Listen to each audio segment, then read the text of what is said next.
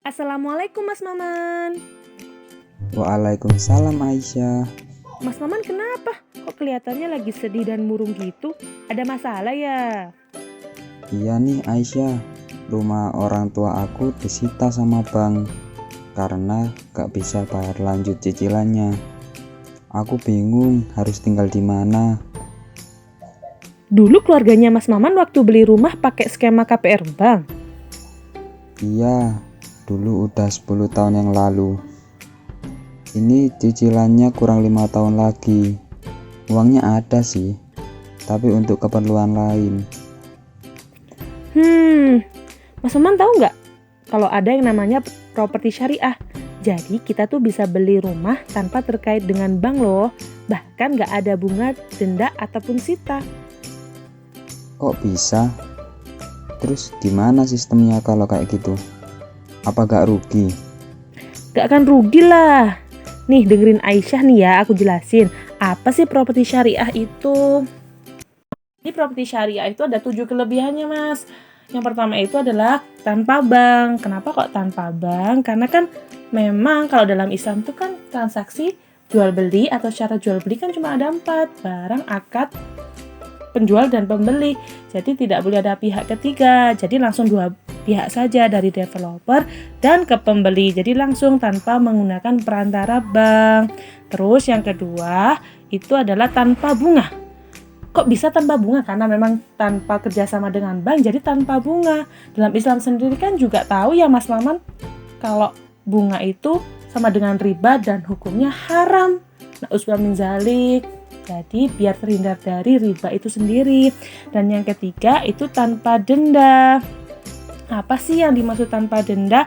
Tanpa denda di sini, jadi nih gak akan ada denda sedikit pun setiap bulannya. Kalau misalnya Mas Maman mau bayar uangnya ditunda di akhir bulan, padahal aslinya di awal bulan itu jatuh temponya. Tapi nggak apa-apa, kalau di properti syariah bisa dibicarakan dengan baik, musyawarah dengan baik, gak akan ada denda sedikit pun loh.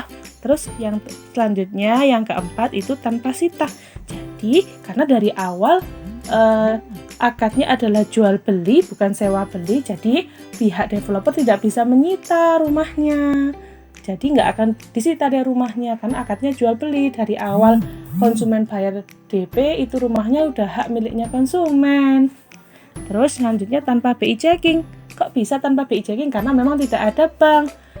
Tanpa kerjasama bank maksudnya. Jadi nggak usah BI checking dulu. Kalau ada konsumen udah niat mau beli rumah, langsung aja datang ke kantor, lihat lokasinya, bayar langsung ke developernya gitu. Terus selanjutnya kemudian tanpa asuransi. Kenapa kok tanpa asuransi? Karena kan asuransi sendiri itu mengandung riba Mas, gharar, masyir, nggak jelas gitu loh. Jadi memang perumahan ini murni syariah, tidak menggunakan asuransi dalam skema pemilikannya.